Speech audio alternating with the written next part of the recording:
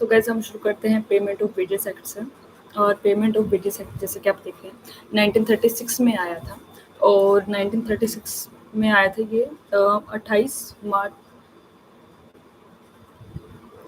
आया ये 23 अप्रैल 1936 को था, लेकिन जब इसको इम्प्लीमेंट किया गया तो 28 मार्च 1937 को इम्प्लीमेंट हुआ। सबसे पहले ये सिर्फ उन पे लगता है फैक्ट्रीज पे, रेलवेज पे। देन उसके बाद ये लगता है इंडस्ट्रियल इस्टेब्लिशमेंट पे। उसके बाद the government can even decide to make these rules apply to other type of jobs if needed। तो गवर्नमेंट अगर चाहे तो ये किसी और जॉब पे भी लग सकता है। उसके बाद ये एक्ट उस पे लगता है जिसकी मंथली वेजेस 24,000 से कम हो। इसकी डेफिनेशन अगर हम देखें तो सबसे पहले appropriate government. Appropriate government basically means air, transport, railway, mines, इन सब के लिए सेंट्रल गवर्नमेंट होगी, बट और किसी प्लेस के लिए स्टेट गवर्नमेंट होगी। Employed person, then this is the worker who gets paid. If a worker passes away, their legal representative also considered as employed person for wage purposes। तो जिस भी बंदे को पैसे मिल रहे हैं काम करने के, और जो अगर वो बंदा मर जाता है तो उसका लीगल रिप्रेजेंटेटिव या फिर उसका कोई फैमिली मेंबर, उसको भी एम्प्लॉयड पर्सन कहा जाएगा वेजेस के लिए। एम्प्लॉयर वो होगा जो उसे हायर करेगा, और अगर एम्प्लॉयर मर जाता है तो उसके बाद वो लीगल रिप्रेजेंटेटिव है उसको बोला जाएगा employer. Factory definition factories act में मिलेगी सेक्शन 2 में। देन इंडस्ट्रियल और अदर एस्टेब्लिशमेंट, इंडस्ट्री और अदर एस्टेब्लिशमेंट किसको कहेंगे? तो वो वर्क प्लेस या तो वहाँ पे ट्रांसपोर्ट सर्विस का काम हो रहा है, यहाँ पे डॉक का काम हो रहा है, वेजेस का, जेटिस का, या मैकेनिकली पावर्ड बोट्स का, और इनलैंड वाटर्स, माइंस का, क्वेरीज का, ऑयल फील्ड का, प्लांटेशन का, वर्कशॉप वगैरह हो रही है वहाँ पे मेड या रिपेयर की किसी न किसी चीज़ की, या फिर places doing construction, road building, bridge building और इलेक्ट्रिसिटी वर्क। अगर इनमें से भी किसी का काम हो रहा है तो भी वो इंडस्ट्रियल वर्क में आएगा और पेमेंट ऑफ वेजेस उसके ऊपर अप्लाई होगा। वेजेस क्या होती है? जितना भी मनी आपको मिलता है सैलरी की फॉर्म में, अलाउंसेस की फॉर्म में, वो उसको वेजेस कहा जाता है। वेजेस में इंक्लूड क्या क्या होता है? मनी कोई भी अगर कोर्ट ऑर्डर से मिला है या किसी एग्रीमेंट से मिला है वो, ओवर टाइम का वर्क का पैसा, हॉलीडे का पैसा, लीव का पैसा, वो सब वेजेस में इंक्लूड होगा। एक्स्ट्रा मनी जैसे बोनस हो गया, वो भी पार्ट है अगर एम्प्लॉयमेंट टर्म का, तो वो भी वेजेस में इंक्लूड होगा। और लेकिन अगर आपने किसी और की जॉब की है, किसी और की मतलब आपको मनी कोई और काम करने के लिए भी दिया गया कॉन्ट्रैक्ट के थ्रू, तो वो भी वेजेस में इंक्लूड होगा। ठीक है। और कोई स्पेशल स्कीम है उसके थ्रू आपको पैसे मिले, वो भी वेजेस में इंक्लूड होगा। वेजेस में क्या इंक्लूड नहीं होगा? बोनसेस जो मिलते हैं आपको, वो वेजेस में इंक्लूड नहीं होगा। अगर वो रेगुलर एम्प्लॉयमेंट एग्रीमेंट या कोर्ट ऑर्डर से मिला है, like special one time gift है वो वेजेस में कंक्लूड कभी नहीं होता। तो value of housing, light, water, medical help, other facility जितनी भी आपको मिलती है वो भी वेजेस में इंक्लूड नहीं होती। अगर गवर्नमेंट कह दे कि नहीं हम उसे इंक्लूड नहीं करेंगे तो नहीं इंक्लूड करेंगे। अगर किसी को पेंशन पे जो पैसा मिलता है, प्रोविडेंट फंड के थ्रू जो पैसा मिलता है, वो भी वेजेस में इंक्लूड नहीं होता। ट्रैवल अलाउंसेस और ट्रैवल पर्क्स हैं, वो भी वेजेस में इंक्लूड नहीं होते। Money given for special expense for the worker has because of their job. तो पैसा जो दिया जाता है, जो स्पेशल एक्सपेंस दिया जाता है वो काम करने के लिए, वो भी वेजेस में इंक्लूड नहीं होता है। फिर ग्रेट्युटी मतलब है लंप सम पेड अमाउंट, जब आपकी जॉब खत्म हो जाती है तो वो भी वेजेस में इंक्लूड नहीं होता। रिस्पॉन्सिबिलिटी क्या क्या है फॉर पेमेंट ऑफ वेजेस की? किसकी रिस्पॉन्सिबिलिटी है? पहली बात तो एम्प्लॉयर की रिस्पॉन्सिबिलिटी है, उसको सारी वेजेस को अच्छे तरीके से पे करना है। Specific people in charge, factory में मैनेजर का काम होता है। कोई और एस्टेब्लिशमेंट उसमें सुपरविजन और कंट्रोल जो बंदा कर रहा है उसका काम होता है। रेलवेज में एक नॉमिनेटेड पर्सन होता है, रेलवे अथॉरिटी ने जो नॉमिनेट किया होता है उसका काम होता है। कॉन्ट्रैक्टर है कोई, तो वो किसी पर्सन को डिजाइन करेगा, कॉन्ट्रैक्ट पूरा करने के लिए वो होता है। और अगर किसी एम्प्लॉयमेंट में तो कोई employer a person design by the employer जिससे भी डिजाइन करेगा काम करने के लिए उसका काम होता है वो वेजेस पे करेगा। Employers backup responsibility, even if someone else is designated, if that person or contractor fails to pay, the employer is still ultimately responsible for paying the wages। अगर समवन एल्स को डिजाइन किया जाता है और दो person और contractor वो fail कर देता है अपने आपको पे करने के लिए, तो employer is still ultimately responsible for the wages। Fixation of wage period, regular paychecks, the person responsible for paying wages must set regular periods called wage periods। Maximum length इसकी क्या कैसे हो सकती है कि एक वेज पेज पीरियड की 1 महीने ज़्यादा नहीं हो सकते। हम वेजेस को वीकली दे सकते हैं, बाई वीकली दे सकते हैं, 2 हफ्ते में दे सकते हैं, मंथली भी दे सकते हैं, लेकिन हर 2 महीने में नहीं दे सकते। वेज पीरियड का बहुत ज़्यादा मैक्सिमम लेंथ हो जाती है ये, तो आपको monthly is the highest. Section 4 क्या है? The time of payment of wages who get paid if less than 1,000 people work in a railway factory, तो वेजेस हमेशा 7 डे मिल जाने चाहिए। अगर ज़्यादा से ज़्यादा लोग काम करते तो 10वें दिन मिल जाने चाहिए। स्पेशल केस, या कोई स्पेशल केस है डॉक्स में या माइंस में, तो भी the worker on docks, wharves, jetties in mines, remaining wages due after counting load must be paid within 7 day of that counting finish. तब भी 7 दिन में दिया जाना चाहिए, जब इनकी काउंटिंग फिनिश होगी तब तक। जबकि जॉब खत्म हो गई तो 2 दिन के अंदर-अंदर एम्प्लॉयर को देना होता है आपका पैसा, एम्प्लॉयी को। अगर कोई एस्टेब्लिशमेंट क्लोज हो रही है तो भी 2 दिन के अंदर सारा पैसा मिल जाना चाहिए। Government exemption, the government can sometime allow exemption from this deadline for certain railway workers और डेली रेटेड गवर्नमेंट वर्कर्स। तो government can sometime allow exemption from this deadlines for certain railway worker और daily rated government workers. The government can sometimes allow exemption from this deadline for certain railway worker और daily rate government worker। जो भी exemption इसमें कैसे लग सकता है, अगर गवर्नमेंट कुछ वर्कर होगा, जो डेली वर्कर हैं या जो कुछ वर्कर हैं, उनके लिए डेडलाइन अलग नियुक्त कर सकते हैं। पेमेंट डे क्या होगा, वो वर्किंग डे ही पेमेंट डे होना चाहिए। कोई भी छुट्टी वाले दिन का पेमेंट डे नहीं कहोगे कि उस दिन भी आना पड़ेगा तुम्हें। सेक्शन 6 क्या कहता है, wages to be paid in current coin और करेंसी नोट और बाय चेक और by crediting in bank account. How you get paid? Your wages can be paid in cash and by check or by directly putting the money into your bank account. Government choice, the government can also say that for certain type of workplaces wages must be paid only by check or by bank transfer. Government की choice है, वो अगर ये बोल दे कि check के through दो या फिर बैंक के थ्रू दो, उसी के थ्रू आपको देना पड़ेगा। कैश में भी दी जाती है, पहले दी जाती थी। अगर गवर्नमेंट ने लिख रखे एम्प्लॉयमेंट एग्रीमेंट में कि लिखो इस हिसाब से, तो उस हिसाब से देनी पड़ेगी। सेक्शन 7 है डिडक्शन विच में बी मेड फ्रॉम वेजेस। अब डिडक्ट किस किस बात पे किया जा सकता है, किसके साथ नहीं। गोल्डन रूल तो यही कहता है कि भाई कोई डिडक्शन नहीं होनी चाहिए वेजेस में। तो किसको हम मानेंगे कि डिडक्ट हो गया? ठीक है, आपने थोड़ा कुछ मनी जब एम्प्लॉयर को आप देते हो कि भाई ये फाइन लग गया मेरे ऊपर, ठीक है, तो आपने वो पैसा किसको दिया? अपने मालिक को दिया, वो डिडक्ट हो गया बेसिकली। वो नहीं दे रहा है तो उसकी वेजेस में से काट लिया जाता है। डिडक्शन क्या नहीं है, आपको पेनल्टी मिली, ठीक है, किसी चीज की, और उसकी वजह से आपको लेस वेजेस मिले हैं, तो वो डिडक्शन में नहीं काउंट होगा। ठीक है, तो if you get a penalty for a good reason with like with holding an increment या फिर रिड्यूसिंग योर पोस्ट और suspension, it result in less wages, it not considered a deduction. वो डिडक्शन में count नहीं होगा कि आपको increment नहीं मिला तो इसलिए आपको कम वेजेस मिल रहे हैं, तो आप कह रहे हो कि नहीं मुझे तो कम वेजेस मिले। वो डिडक्शन नहीं है, वो आपका इंक्रीमेंट नहीं हुआ है। If the employer rule for this penalty follow government requirement, अगर एम्प्लॉयर ने सारी गवर्नमेंट की रिक्वायरमेंट्स पूरी की है तो। अलाउड रिडक्शन क्या क्या है? पहली है फाइन, सेक्शन 8 में लिख रखा है साफ साफ कि अगर आप कुछ ऐसा वैसा काम करते हो तो उस पर फाइन लग जाएगा। दूसरा डिडक्शन क्या है? अब्सेंस ऑफ ड्यूटी, आप आए नहीं तो आपके पैसे काट लिए जाएंगे। अगर आपने कुछ मनी का लॉस किया है या फिर गुड्स का लॉस किया है तो वो आपका फॉल्ट है, उसके लिए भी आपके डिडक्ट किए जा सकते हैं पैसे। हाउस कंडीशन अगर दे रहा है एम्प्लॉयर आपको या गवर्नमेंट दे रही है तो उसके पैसे काटे जा सकते हैं। Deduction for amenities and services were supplied by the employer if the government allows it, but this does not include tools or raw material for your job. तो अगर एमिनिटीज या सर्विस आपको मिली है, ठीक है, और गवर्नमेंट अलो करती है, तो that does not include tools और raw material for your job. मान लेके चलो कि तुमने इलेक्ट्रिसिटी वाटर सप्लाई किसी से लिया है, ठीक है, और गवर्नमेंट अलो करती है कि भाई हाँ ये ले सकते हो, तो वो उसमें इंक्लूड नहीं होगा, टूल्स और रॉ मटेरियल को इंक्लूड नहीं माना जाएगा।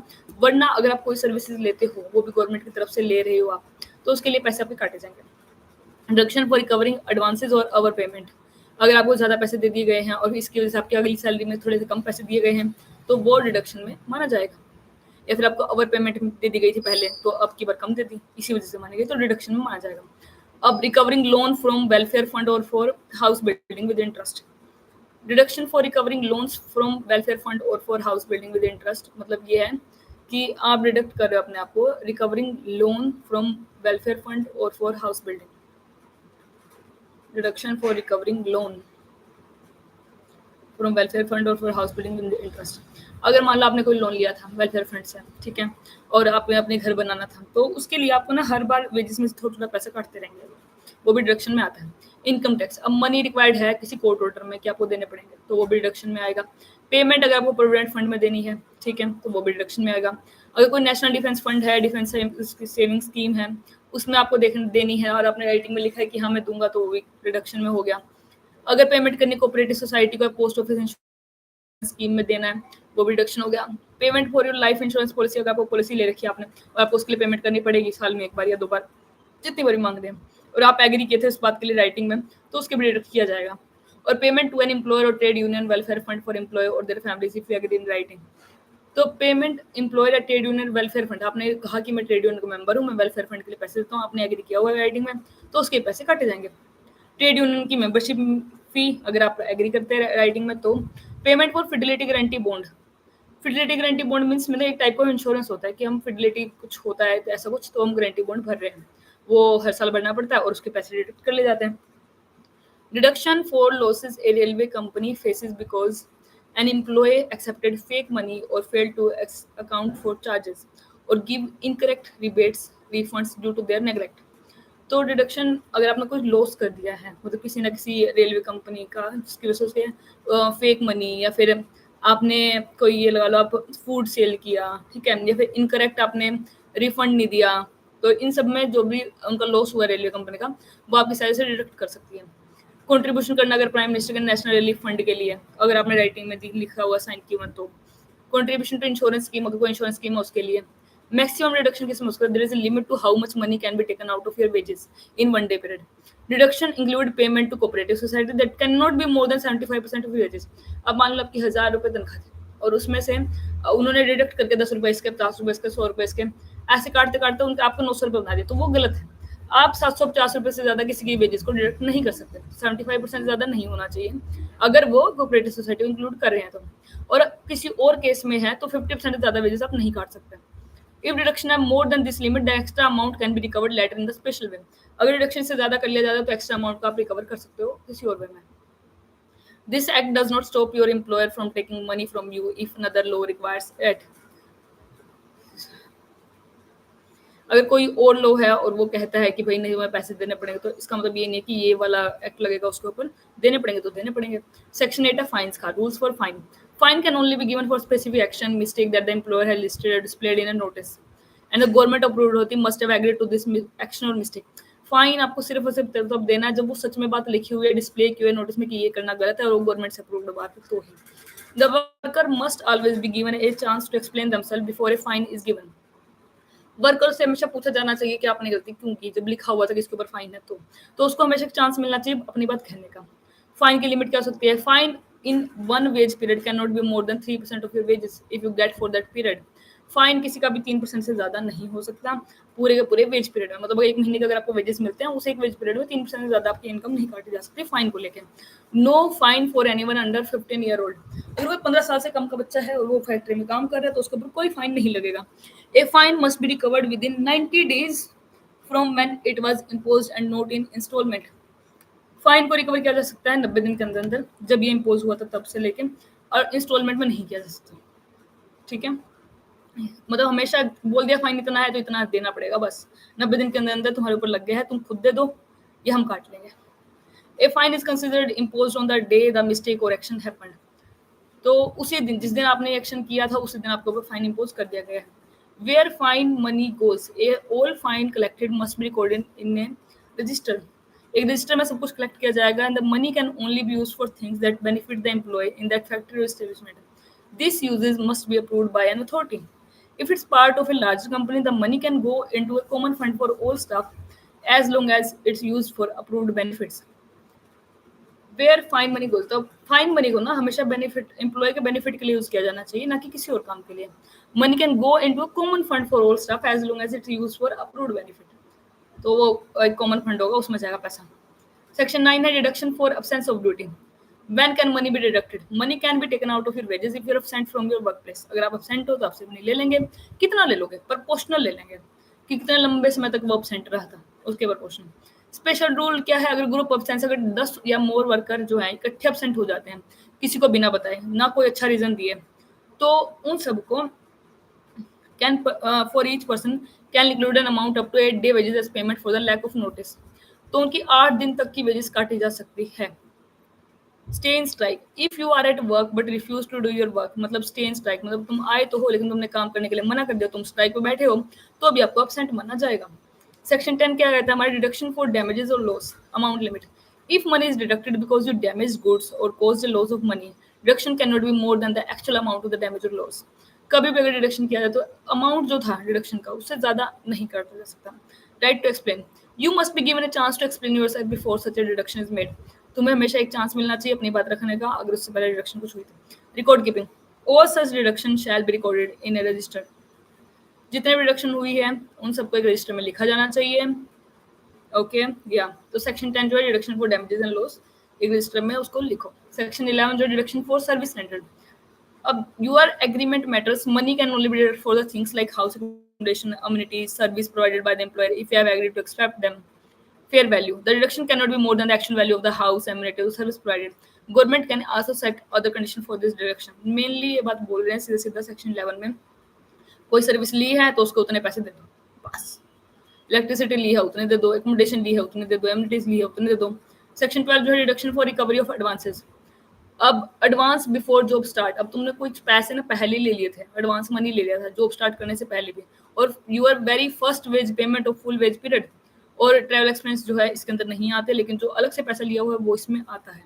Advance after job start, if you get an advance after you started job, the government will set the rules for how it can be recovered. If you got an advance after you started working, the government will set the rules for how it can be recovered.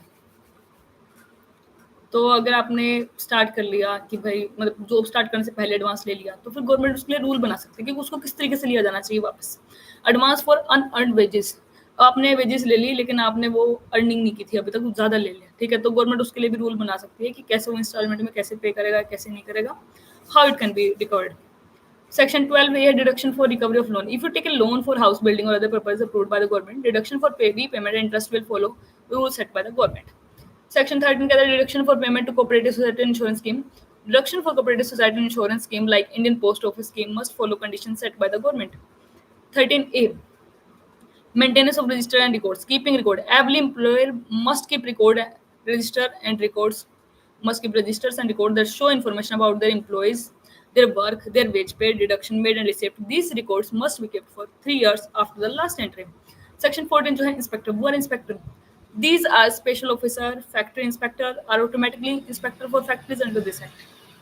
Factory inspector from another law are automatically inspector for factories under this act. The government can also appoint other people as inspector for railway or other establishment. Okay, तो inspector की एक position होती है section 14 में, वो special officer होते हैं, और फैक्ट्री इंस्पेक्टर जो होते हैं ना वो ऑटोमेटिकली इंस्पेक्टर कहा जाता है factories under this act. Government can also appoint inspector for railway और अदर एस्टेब्लिशमेंट के लिए गवर्नमेंट अपॉइंट करते हैं। इंस्पेक्टर क्या कर सकते हैं, उसके पास special power, they can examine and enquire to see if the act rules are observed और not, they can enter, inspect and search any work place, they can supervise wage payments, they can ask for register records, they can seize or copy document, they cannot force anyone to say something that would get into him trouble. Inspector are considered public servant, उनको public servant की तरह माना जाएगा, वो आके check कर सकते हैं, कुछ को कुछ भी देख सकते हैं कि सब रूल फॉलो हो रहे हैं नहीं हो रहे हैं। Section 14A, facilities to be afforded to inspector, आपको इंस्पेक्टर की हेल्प करनी पड़ेगी, अगर वो कुछ भी इंस्पेक्ट करना चाहता है आपको सब दिखाना पड़ेगा। Section 15, claim arising out of deduction from wages or delay in payment of wages or penalty for malicious or vexatious claims who hear complaints. Government can appoint special person like commissioner, labor officer, judges to hear and decide complaint about wrong deduction or delayed wages. Who can complain? Worker खुद भी, lawyer भी, trade union का official भी, inspector भी, authorised person कोई भी है जो कंप्लेन बनाने के लिए, वो भी इनके खिलाफ एक्शन ले सकते हैं। टाइम लिमिट कितनी है? 12 महीने की टाइम लिमिट होती है। डेट ऑफ डिडक्शन हैपन और wages were supposed to be paid, but if there is a good reason for the delay it can still be accepted. तो कोई अच्छा रीजन है डिले का तो एक्सेप्ट किया जा सकता है। अथॉरिटी क्या कर सकती है? तो अथॉरिटी दोनों की साइड सुनेगी और ऑर्डर करेगी, भाई रिफंड करो, पैसे तुमने दिए नहीं। They can also order the employ to pay compensation, वो ऑर्डर कर सकते हैं एम्प्लॉय को कंपनसेशन देने के लिए भी, up to 10 times the amount deducted for wrong deductions. They can also order the employer to pay compensation, okay, and 10 times the amount deducted for wrong deduction. अगर आपने गलत तरीके से उसके पैसे काटे हैं, उसका 10 गुना पैसे आपको देने पड़ सकते हैं। Between 1,500 and 3,000 rupees for delayed wages. आपको कम से कम 1,050 नहीं सॉरी 500 बोल दो, आपको 1500 से लेके 3,000 रुपए तक डिलेड वेजेस का देने पड़ सकते हैं। अगर आपने वेजेस पेड किए before the complaint is fully resolved, they can still order compensation up to 2,000 rupees. आपने पहले ही पैसे दे दिए वापस, जब तक कंप्लेंट का पूरा ऑर्डर नहीं आया कंपनसेशन का, तो आपको तब भी 2,000 रुपए देने पड़ सकते हैं। Complaint should be resolve within 3 months, तो this can be extended if both side agree for a good reason.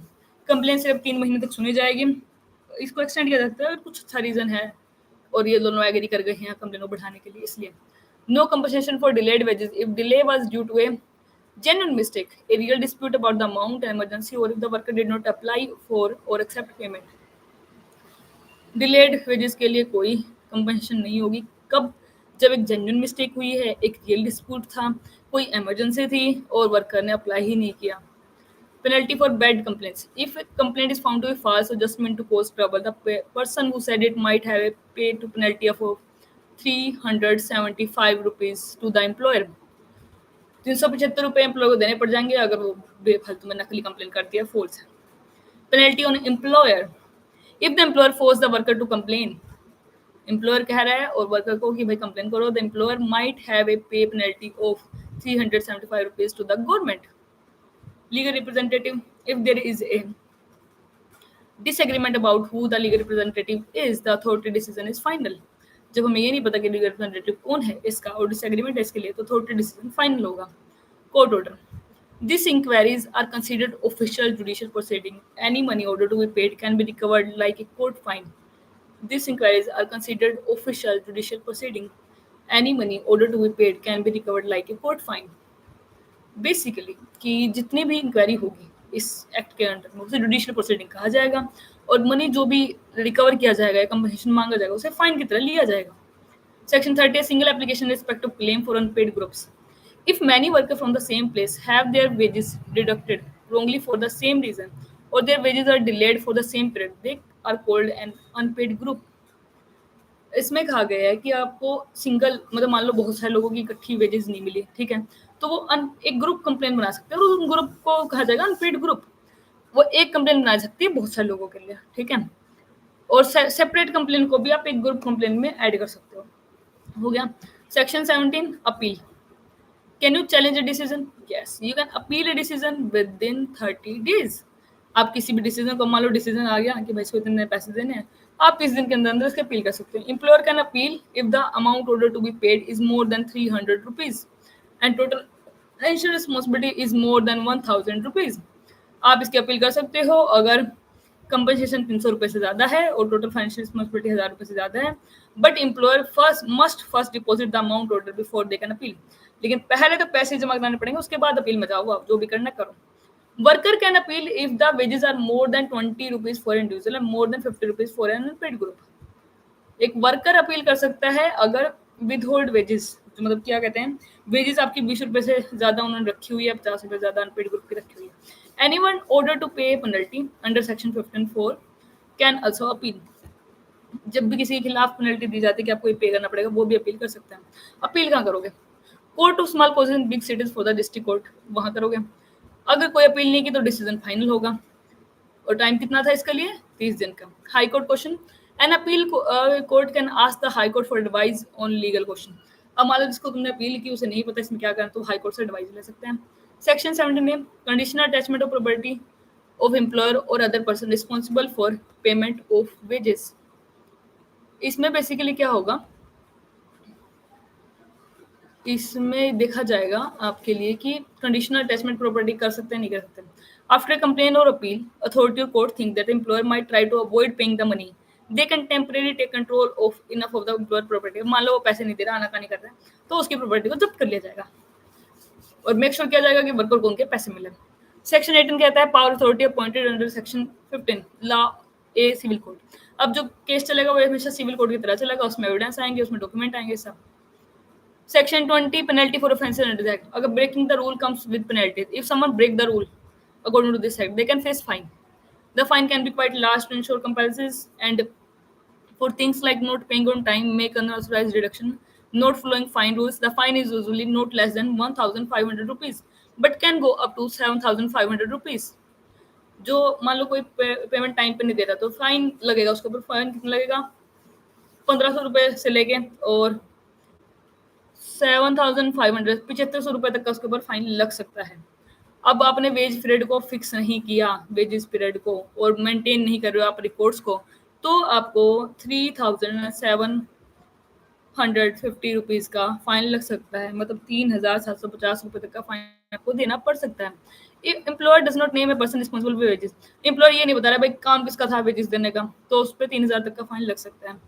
Record अच्छे से नहीं रखा, फॉल्स इन्फॉर्मेशन दे रहा है, इंस्पेक्टर ने बुलाया जब आया नहीं, और इंस्पेक्टर को ऑब्स्ट्रक्ट कर रहा है फाइन में देने में, तो 1500 रुपए से लेके 7500 रुपए तक का फाइन देना पड़ सकता है। और रिपीट ऑफेंडर है, उसने रूल एक बार नहीं, दो बार नहीं, तीन कई बार रिपीट किया, तो रिपीट ऑफेंडर हो गया, तो उसे हायर फाइन लगेगा। फाइन फाइन कितना हो सकता है, तो 3750 रुपए से लेके और 20,500 22,000 सॉरी 22,500 रुपए तक का, या फिर इम्प्रिजमेंट भी हो सकते हैं उसको। नॉट पेइंग ऑर्डर्ड वेजेस, अगर एम्प्लॉयर फेल हो जाता है कि जितने उसके बोली गई थी उतनी वेजेस नहीं देने में, तो 750 रुपए का ईच डे के लिए उसकी पेमेंट डिले करने का फाइन लग सकता है। Procedure in trial of offense is court action. A court usually won't take action against an employer for not paying wages or making wrong reduction unless a complaint was made. कभी भी court किसी employer के खिलाफ action लेगी तब तक एक complaint आ जाती है सेक्शन 15 में। अथॉरिटी और appeal court have approved section the legal action, और अथॉरिटी उसे अप्रूव नहीं करती, कोई भी सेक्शन नहीं लिया जाएगा। If the employer can show their mistake are due to a genuine error, real mistake, emergency, if the worker did not ask for except payment, तो भी उसको कोई पेनल्टी मिलेगी। इंस्पेक्टर रोल क्या है, not having proper wage period और payment method, a court can only take action if an inspector makes the complaint and gives action. समझ पा रहे हैं? तो ये है कि इंस्पेक्टर रोल ये है कि भाई वेज पीरियड नहीं है, उनका पेमेंट मेथड नहीं है, ठीक है।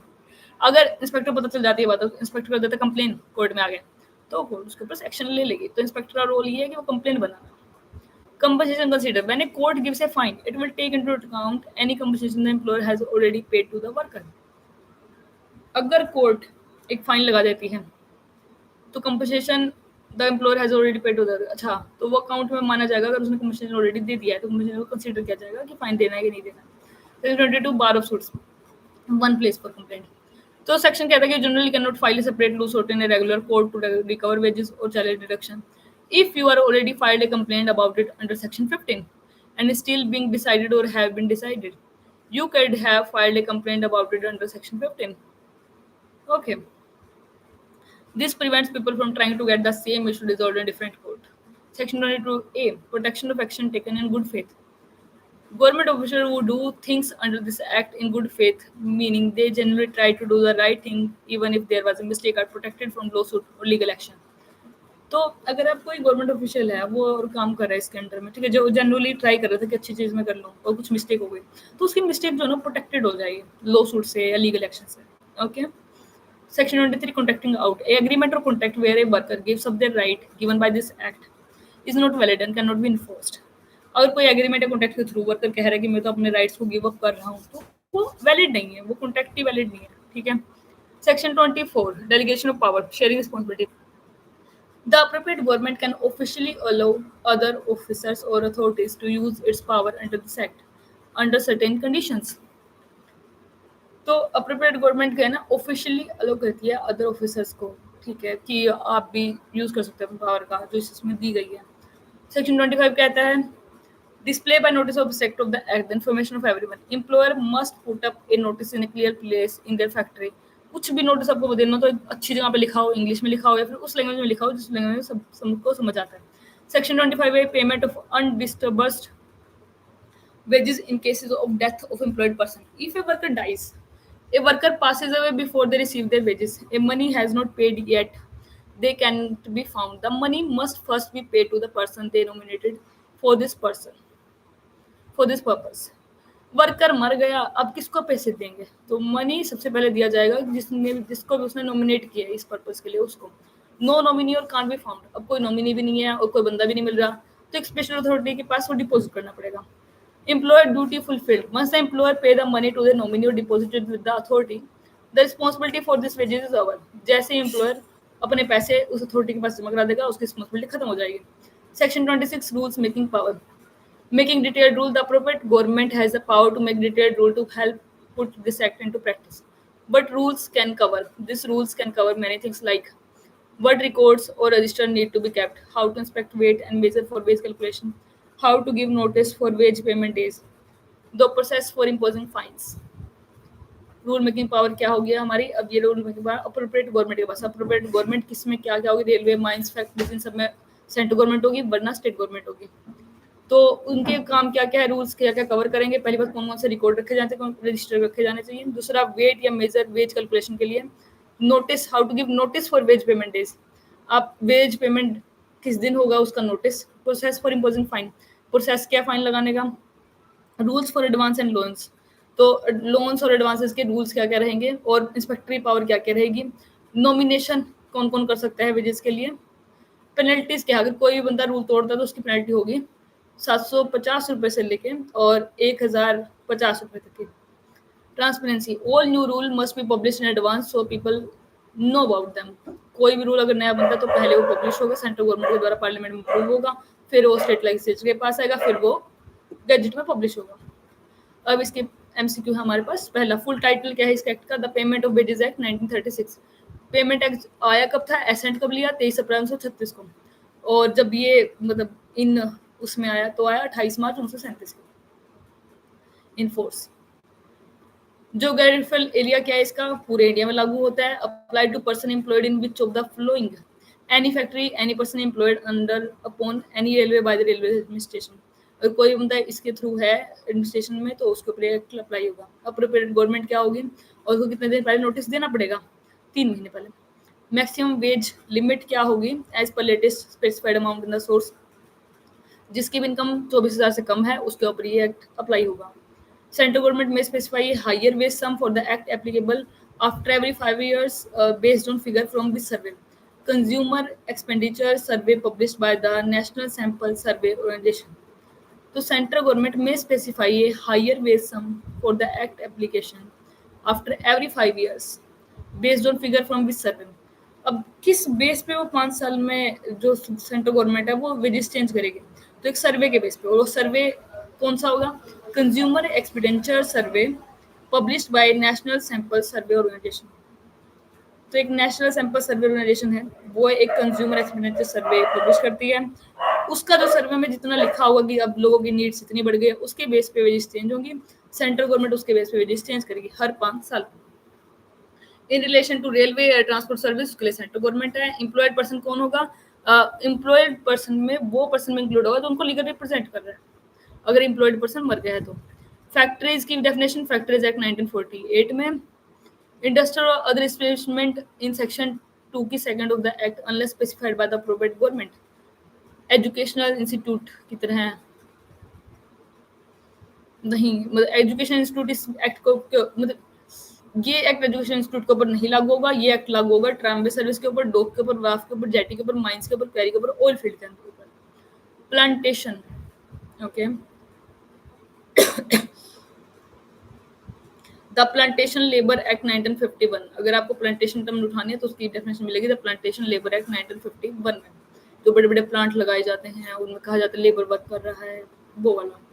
Which of the following is explicitly included in the definition of wages? Any remuneration payable under any award or settlement between parties or order of a court. Wages में आएगी कोई भी रिम्यूनरेशन पेएबल है जो अवार्ड या settlement के through parties में दी जाती है, ऑर्डर ऑफ कोर्ट में आती है, वो भी इंक्लूडेड है वेजेस में। और क्या है एक्सक्लूडेड, क्या है वेजेस में, देखो ओवर टाइम का काम करोगे वेजेस में इंक्लूड है। सम पेएबल ऑन टर्मिनेशन, तुम टर्मिनेट हो गए तब भी वेजेस में इंक्लूडेड है। और एडिशनल रिम्यूनरेशन अगर बोनस मिल रहा है वो भी वेजेस में इंक्लूडेड है। लेकिन अगर कोई ग्रेचुइटी मिल रही है टर्मिनेशन के टाइम पे तो वो वेजेस में इंक्लूड नहीं है। प्रिस्क्राइब्ड का मतलब है prescribed by rules under this act. Who is primarily responsible for the payment of all wages under this act? Person employed by him. Employer responsible है। Factories, who is responsible for the payment of wages if the person has been named as manager? The person जिसका भी नाम manager है उस factory में वही responsible है। Person employed under railways, who is responsible for wage payment if the railway administration has nominated a person for the local area? तो nominated person जिसको भी नॉमिनेट किया गया है वेजेस देने के लिए वही होगा लायबल। कॉन्ट्रैक्टर वाले केस में पर्सन ने जिसको भी डिजाइन किया है कॉन्ट्रैक्टर ने वही होगा लायबल। ओके, और अल्टीमेट रिस्पांसिबिलिटी तुमने दी है, लेकिन अल्टीमेट रिस्पांसिबिलिटी किसके वेज देने की, एम्प्लॉयर की है। फिक्सिंग वेज पीरियड के लिए कौन रिस्पांसिबल है, person responsible for the payment of wages under section 3 are the responsible for fixing wage period. Maximum duration क्या हो सकता है वेज पीरियड का, 1 month। It can be week, it can be by week, it can be 1 month, but maximum पूछा है तो 1 month। Railway factory industry establishment employing less than 1000, जब भी 1000 से कम लोग काम करें 7वें दिन पेमेंट दो, जब भी 1000 से ज्यादा लोग काम करें 10वें दिन पेमेंट दो। Earned wages be paid before the expiry of the second working day from the day on which his employment is terminated. जैसे ही आपने किसी भी बंदे की टर्मिनेट कर दिया तो उसके 2 दिन के अंदर-अंदर उसको सारी वेजेस मिल जानी चाहिए। Where employment is terminated due to closure of an employ, अगर वो क्लोज हो रही है, मतलब एस्टेब्लिशमेंट ही बंद हो रही है, तो भी 2 दिन के अंदर उस बंदे को उसकी पेमेंट मिल जानी चाहिए। पेमेंट वेजेस जब मिलेगी उस दिन वर्किंग डे होना चाहिए। Wages to be paid in current coin, और ये तो हाँ कि भाई जो वेजेस हैं वो किस तरीके से देनी जानी चाहिए, तो करंट कॉइन में या करेंसी नोट में या फिर चेक के थ्रू या फिर सीधा बैंक अकाउंट में। स्पेसिफाई कौन करेगा कि भाई किस तरह पैसे दिए जाने चाहिए, अप्रोप्रिएट गवर्नमेंट स्पेसिफाई करेगी। Wages of an employed person shall be paid without deduction of any kind except those authorized by or under this act, notwithstanding the provision of which other act. Railway Act 1989। अगर without deduction के तुम्हें पैसे वैसे देने हैं तो किस act के प्रोविजन लगेंगे? द रेलवे एक्ट 1989 के। इस एक्ट के पर्पज के through payment made by the employed person to employer on his age and deemed to be a deduction from wages. Okay, अगर कोई एम्प्लॉयड पर्सन एम्प्लॉयर को पैसे दे रहा है वापस, तो वो एज ए फाइन दे रहा है ना, और फाइन क्या मानी जाती है? डिडक्शन मानी जाती है, तो डिडक्शन फ्रॉम वेजेस है वो। If imposed for good and sufficient cause in conformity with special rule, not deemed a deduction from wages. Okay, तो वो डिडक्शन वेजेस में नहीं आता, लेकिन फिर भी तुमने गुड कॉज के लिए दिया है, कुछ ऐसा दिया है, इम्पोज किया गया है तुम्हारे ऊपर, तो वो किस किस केस में होगा? या तो आप उसका विद होल्ड कर रहे हो इंक्रीमेंट को, या फिर उसकी लोअर पोस्ट पे रिडक्शन कर रहे हो, या उसका सस्पेंशन कर रहे हो, तो वो वेजेस में नहीं आता। वो आता है कि भाई हम उसको कम नहीं दे रहे, हम उसको टर्मिनेट ही कर रहे हैं, पेनल्टी है वो उसकी। Deduction for wages for absence of duty, आपने एब्सेंस ऑफ ड्यूटी की थी, तो फिर उसके लिए कौन से सेक्शन में फाइन है? तो ये है सेक्शन 7 का सब क्लोज 2 कि आप आए नहीं और इसी वजह से हमने आपकी डिडक्ट कर दी पेमेंट। डिडक्शन फॉर डैमेजेस और लॉस ऑफ गुड्स, तो वो आएगा जब भी आप किसी भी डैमेज करते हो गुड्स का या डैमेज इनका, तो वो उसकी नेग्लेक्टेड डिफॉल्ट में आएगा। और deduction for house accommodation supplied by ये, तो अगर आपने हाउस अकोमोडेशन लिया है गवर्नमेंट से, तो उसकी डिडक्शन कैसे होगी? तो गवर्नमेंट अप्रोप्रिएट गवर्नमेंट जो है वो नोटिफिकेशन के थ्रू बताएगी कि इससे पैसे कैसे वापस लेने हैं। Explanation for clause E of section 7 to clarify that the word service does not include supply of tools and raw material required for the purpose of employment. ठीक है, सर्विसेज में देखो, सप्लाई ऑफ लाइट आप कर रहे हो service है, supply of water आप कर रहे हो सर्विस है, सप्लाई ऑफ मेडिकल अटेंडेंस आप कर रहे हो वो सर्विस है। लेकिन अगर आपने सर्विस ऑफ सप्लाई की है टूल्स की, रॉ मटेरियल की, जो कि एम्प्लॉयमेंट के लिए चाहिए थे, मतलब आपने औजार चाहिए थे जो काम करने के लिए मिल जाते मतलब काम उनके बिना होता ही नहीं, तो आप उसको सर्विस थोड़ी ना मानोगे, वो तो काम का ही काम था, तो इसलिए वो इंक्लूड नहीं होगा सर्विसेज में जो कि वर्कर ने ली है। वर्कर ने अगर लाइट ली है तो वो माना जाएगा, वाटर लिया आपने लिए वो माना जाएगा, मेडिकल अटेंडेंस ली है, फैसिलिटी ली है, वो माना जाएगा। Deduction for recovery of advance of whatever nature including traveling allowances, advances, interest due or for adjustment of our payment of wages are covered under which clause? Close F। अगर travel allowances आपके काटे जा रहे हैं, deduct किए जा रहे हैं, तो क्लोज F में लिखा हुआ है। अगर रिकवरी ऑफ लोन कर रही है तो कौन करेगी recovery of loan? Appropriate government बनाएगी उसके लिए rules. Deduction for subscription to and repayment of advances from provident fund are advised if the provident fund is approved by whom? तो पीएफ के लिए जो डिडक्शन की जाती है वो किसके साथ द्वारा अप्रूव की जाती है? अप्रोप्रिएट गवर्नमेंट के द्वारा। Deduction for contribution to national defence fund, आपने राइटिंग में ऑथराइजेशन दी हुई है कि नेशनल डिफेंस फंड के लिए मैं ऑथराइज कर रहा हूँ कि पैसे मेरे कटने चाहिए, तो कटने चाहिए, तो फिर कटेंगे। तो एम्प्लॉयड पर्सन और प्रेसिडेंट सेक्रेटरी या रजिस्टर्ड ट्रेड यूनियन, तो उसके लिए आपके पैसे काटे जाएंगे और वो लोग काट सकते हैं। Deduction for payment to cooperative society, approved किससे होनी चाहिए? कोऑपरेटिव सोसाइटी, अप्रोप्रिएट गवर्नमेंट से अप्रूव होनी चाहिए। Deduction for payment of premium on life insurance, वो भी एम्प्लॉयड पर्सन काट सकता है पैसे, अगर आपने इंश्योरेंस ले रखा तो उन्हीं के थ्रू, और रिटर्न ऑथराइजेशन दे चाहिए, हाँ मैं करवाना चाहता हूँ इसलिए। Deduction for payment of the employed person contribution to any fund constituted by an employer or a registered trade union for welfare purpose require whose written authorization? Employed person. Deduction for payment of the employed person contribution to any fund constituted by the employer or a registered trade union for welfare purpose require whose written authorization? किसकी return authorisation चाहिए? अगर contribution करना आपको किसी न किसी fund में, तो जो एम्प्लॉयड पर्सन है वो उसकी साइन चाहिए ना, अगर आप उसकी पेमेंट काट रहे हो तो सीधी सी बात है। कितनी काट सकते हो तुम किसी की भी डिडक्शन पैसे? 75% जो है आपके पैसे कट सकते हैं इन सब डिडक्शंस में, अगर कोऑपरेटिव सोसाइटी की वाली बात है। लेकिन अगर कोऑपरेटिव सोसाइटी की बात है ना, तो 50% ही आप काट सकते हो। ओके, फाइन इम्पोज कर सकते हो आप, वो 3% कर सकते हो, और प्रीवियस अप्रूवल आपको लेना पड़ेगा अप्रोप्रिएट गवर्नमेंट से। और हमेशा जब भी आप फाइन इम्पोज करोगे तो आप सामने वाले बंदे को उसकी बात रखने के लिए टाइम दोगे कि आप हाँ बताओ क्यों तुमने ये काम किया, तो show cause against the fine, तो वो बता सकता है। मैक्सिमम टोटल अमाउंट कितना हो सकता है, तो वो 3% ज़्यादा नहीं हो सकता। एज ग्रुप 15 साल से छोटे बच्चों पे, 15 साल से कम का कोई भी हो, उसके ऊपर कोई फाइन नहीं लगता। How many days from the day on which it was imposed on fine not be recovered, 90 दिन के बाद वो फाइन रिकवर नहीं किया जा सकता, 90 दिन में रिकवर कर लो। All fine and realization must be recorded in a register and applied only to such person beneficial to the employed person as are approved by them. Prescribed authority approve करेगी तभी वो फाइन लगेंगे, वरना वो fine नहीं लगेंगे। Absence of duty है तो place where terms of employment he is required to work or he is not required to work. तो absence of duty allowed तब होगी सिर्फ जब absence जो उसने की है उसमें काम किया जाना चाहिए था लेकिन उसने नहीं किया। Okay, maximum proportion reduction of absence of duty can be to the wages. जितने दिन वो काम पे नहीं आएगा उतने दिन उसको पैसे काट ले जाएंगे। 10 और मोर एम्प्लॉय जो हैं वो एक साथ बैठे हैं और कहा है कि हम तो नहीं आएंगे काम पे, और वो स्ट्राइक पे बैठे हैं, तो उनकी 8 दिन तक की नोटिस देकर पेमेंट काटी जा सकती है। Employed person ने absence से अपनी ड्यूटी से, if he is required to work even if he present he refuses to carry out his work due to which reason, stay in strike, और stay in strike में आप absent माने जाओगे, कुछ भी कर लो। Deduction for damages or loss shall not exceed the damage or loss, और जितना भी उस बंदे ने किया है तो उसकी जो वैल्यू है डैमेज की उतना ही आप काट सकते हो।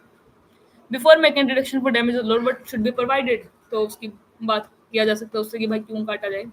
Deduction for damage and loss and realization must be recorded in the register kept by whom? The person responsible for the payment of wages under section 3. कौन काटेगा उसके पैसे? वही जो रिस्पॉन्सिबल है सेक्शन 3 के अंडर में। Deduction for house accommodation, amenity or service supplied by the employer shall not be used unless what condition is met. The house accommodation, amenity or service has been accepted by him as a term of employment or otherwise. Deduction for house accommodation, amenity or service supplied by the employer shall not be made unless what condition is met. Okay. आप कब deduction नहीं कर सकते हो? जब house accommodation, amenity, service, ठीक है, या फिर किस कंडीशन में आप डिडक्शन कर सकते हो? तो एमिनिटी सर्विस जब उसने एक्सेप्ट करी है और टर्म ऑफ एम्प्लॉयमेंट है वो चीज़ें, तभी आप उसकी डिडक्शन कर सकते हो। मैक्सिमम अमाउंट हाउस एकोमोडेशन में कितना जाना चाहिए? अमाउंट इक्विवेलेंट जो भी वैल्यू हो गया है हाउस एकोमोडेशन, एमिनिटी की, सर्विस की, वही उतना ही जाना चाहिए। Recovery of an advance of money given before employment begins shall be made from which payment? From the first payment of wages in respect of a complete wage period. तो इसका पहला है recovery of an advance of money given before employment begins shall be made from which payment? From the first payment of wages.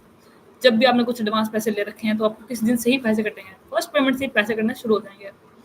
Is recovery allowed for advances giving for travel expenses? और travel expense तुमने दिए और तुम अब recovery चाहते हो? No वे, तुम्हें कोई पैसा नहीं मिलेगा ट्रैवल एक्सपेंस के नाम पर, कोई तुम डिडक्ट नहीं कर सकते हो। Recovery for advance of money given after employment began is subject to what? Such condition as the appropriate government may impose. Recovery of an advance of money given after employment began is subject to what? जो भी central government ने लगा रखी है वो सब recovery आप कर सकते हो, कंडीशंस उन पे चलना पड़ेगा, उसी के बेस पे आप रिकवरी कर सकते हो एडवांस ऑफ मनी के। Deduction for recovery of loans granted for house building or other approved purpose are subject to what? Any rule made by the approved government regulating the extent to which such loan may be granted and the rate of interest payable thereon. So deduction for recovery of loans. Deduction for recovery of loans granted for house building and other approved purpose are subject to what? Any rule made by the approved government regulating the extent to which such loan may be granted and the rate of interest payable thereon. Okay, तो अगर आपने recovery of loan करना है house building के लिए, आपने इसको दिया था, तो जो भी रूल सेंट्रल गवर्नमेंट ने बना रखे हैं, अप्रोप्रिएट गवर्नमेंट ने बना रखे हैं, उसके हिसाब से आपको रेट ऑफ इंटरेस्ट आपके ऊपर लगेगा। Deduction for payment to cooperative society and insurance scheme, जो भी सेंट्रल गवर्नमेंट ने कंडीशन रखी है उसके अकॉर्डिंग लगेगा। What period every register and record required to be maintained? 3 year from the last date of entry.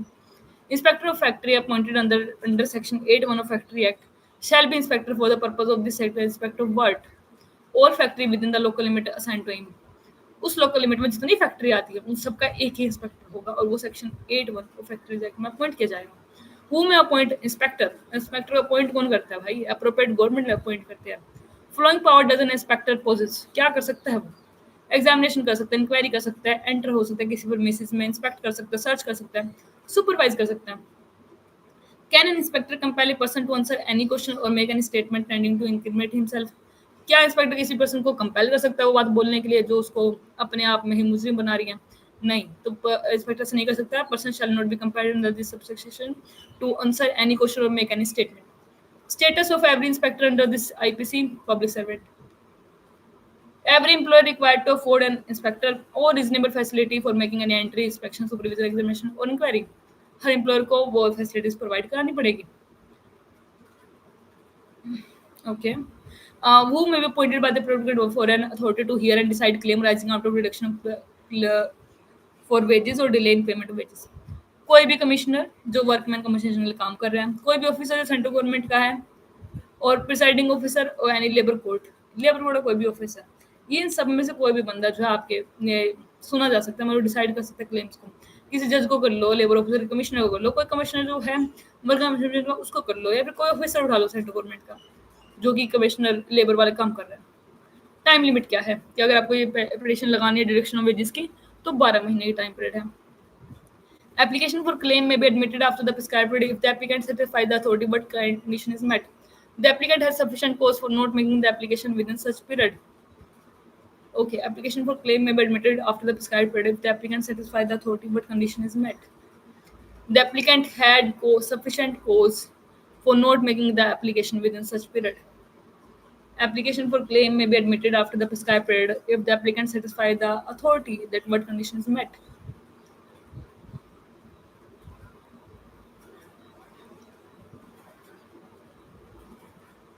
Okay. Then application for claim may be admitted if after the prescribed period, अगर देखो और कुछ अच्छा reason है उसके पास, ठीक है, sufficient कोज है कि उसने इस टाइम पीरियड में क्यों नहीं एप्लीकेशन लगा पाया, तो हम मान लेंगे अब लगा रहा है बस। एप्लीकेशन अगर इंटरटेन करनी है तो but can the authority direct, authority क्या क्या कह सकते हैं?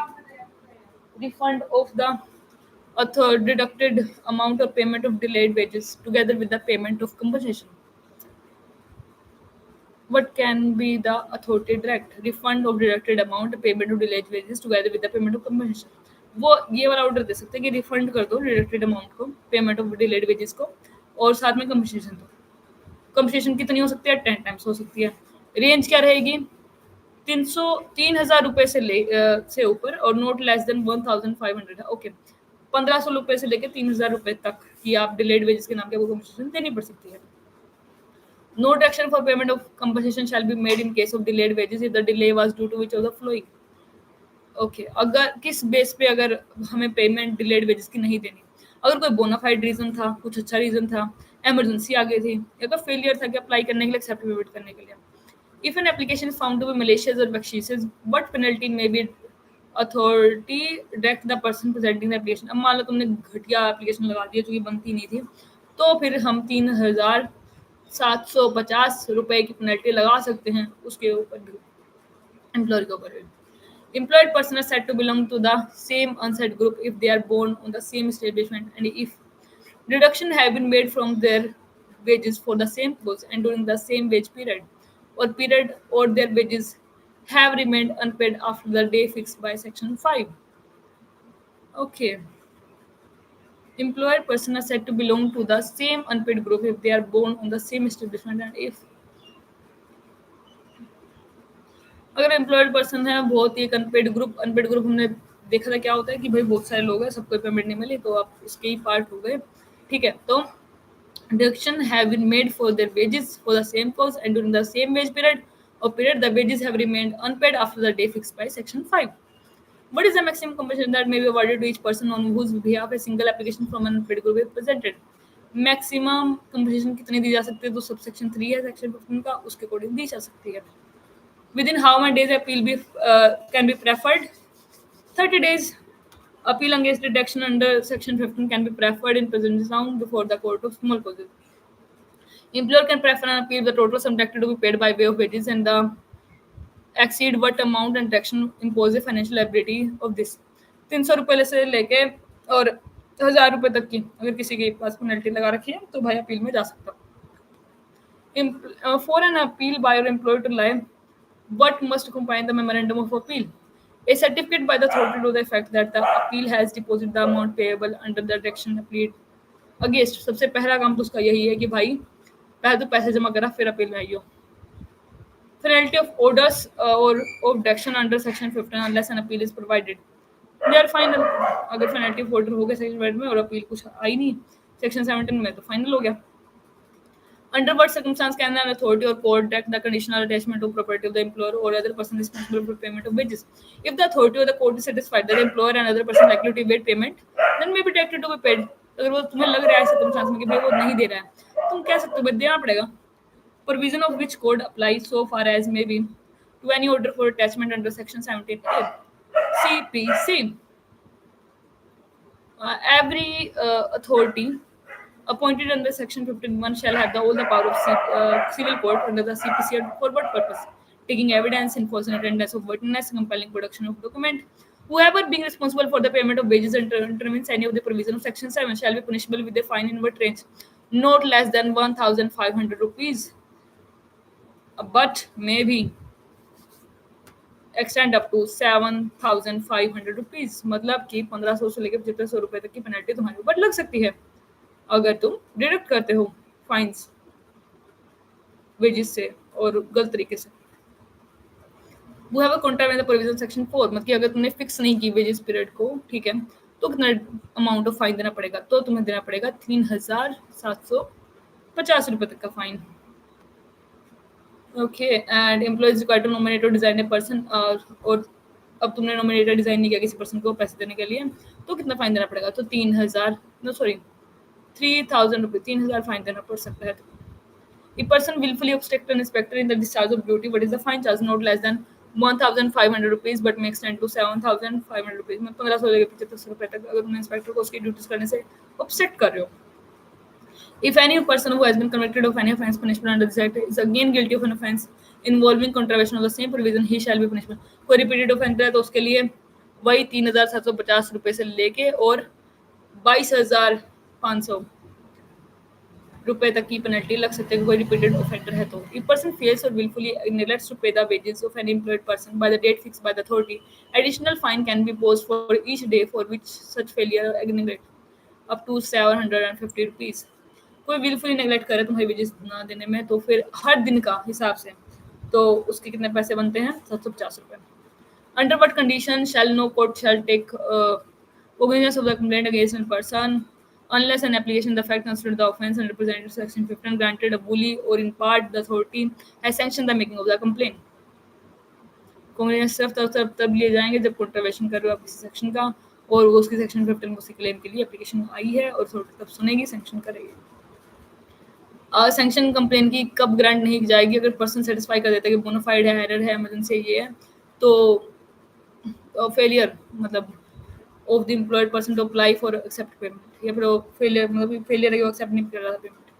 एक्सेप्ट ऑन कंप्लेंट मेड और work section of an inspector no court shall take cognizance of contravention of this section. Wages period का है फिर मोड ऑफ पेमेंट का कि आप किस पेमेंट में के थ्रू पैसे दे रहे हो या फिर वेज पीरियड क्या है आपका, आपने फिक्स किया है नहीं किया, तो वो कंप्लेन तब तक नहीं सुनी जाएगी जब तक वो इंस्पेक्टर ने ना की हो और दूसरा इनके ऊपर ना की हो वेज पीरियड और मोड ऑफ पेमेंट के ऊपर. Court shall not entertain any suit for the recovery of wages if the sum claimed has formed the subject to action under section 15 in whose favor plaintiff मतलब जो बंदा suit कर रहा है उसी के पास आना चाहिए, तो तब तक कोर्ट एंटरटेन नहीं करेगा किसी और ने कंप्लेन किया तो. Would not bar a suit for recovery of wages under section 22. Bar can ये sum claimed is for recovery of damage to property caused by the employer.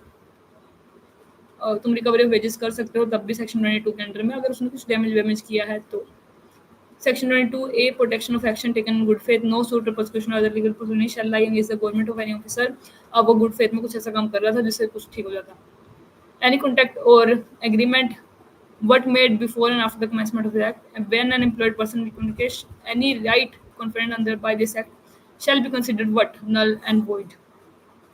Section 24 Delegation of Power. Who may, by notification in the official gazette, direct that any power exercisable by it under this act shall also be exercisable by other officer or authority, the appropriate government.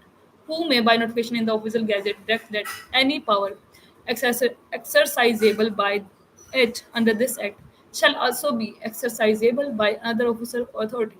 Appropriate government ही बताएगी तुम्हें कि भाई notification official gazette में देखे कि भाई कौन किसकी पावर कैसे दे सकता है person responsible for a wage payment in a factory or an industrial or other development must cause a notice containing abstract of the act and rules to be displayed in which language?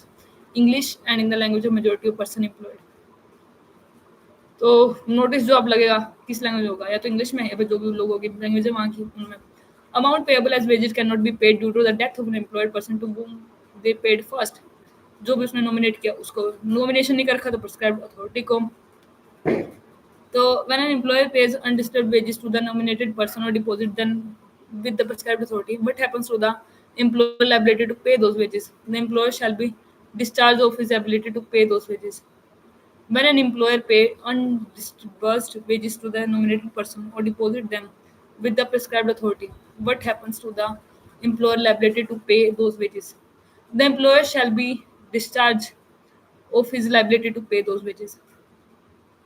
When an employer pay undisbursed wages to the nominated person or deposit them with the prescribed authority, what happens to the employer liability to pay those wages? The employer shall be discharged of his liability to pay those wages. When an employer pays undisbursed wages to the nominated person or deposit them within the prescribed authority, what happens to the employer liability to pay those wages? The employer shall be discharged of his liability to pay those wages. When an employer pays undisbursed wages to the nominated person, तो जैसे उसने पे कर दिया उसकी liability खत्म हो गई बस. रूल मेकिंग पावर किसके पास है? अप्रोप्रिएट गवर्नमेंट के पास. रूल कहता है कि contravention of rule shall be punishable with fine not less than 750 rupees, 750 रुपये से लेके और 1500 रुपये तक के फाइन अगर आपने कोई भी रूल तोड़ा. रूल क्या होगा? सेंट्रल गवर्नमेंट बनाएगी और पार्लियामेंट ऑफ हाउस में लगे के पास जाएगा. ईच हाउस ऑफ पार्लियामेंट में होगा और कितने दिन में? 30 डेज. कोई भी रूल सेंट्रल गवर्नमेंट बना दे तो वो हाउस ऑफ पार्लियामेंट में 30 दिन के अंदर जाना चाहिए, फिर ही वो लागू होगा. Both house of parliament agree हो गए, ठीक है, रूल मेड बाय द ये भाई उन्होंने कहा कि नहीं, बोथ हाउस ऑफ पार्लियामेंट कहते नहीं ये रूल नहीं बना चाहिए, तो क्या होगा? तो कोई रूल का इफेक्ट नहीं लगेगा. और rules made by the state government shall as soon as possible after they are made laid before state legislature. तो वो स्टेट लेजिस्लेचर क्या आगे आएगा. ये हमारी 1 घंटे क्लास थी और हम एंड करें अब स्ट्रीम को. Thank you everyone.